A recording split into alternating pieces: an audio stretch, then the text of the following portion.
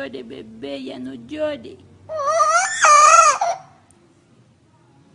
¿Por qué llora? ¿Por qué?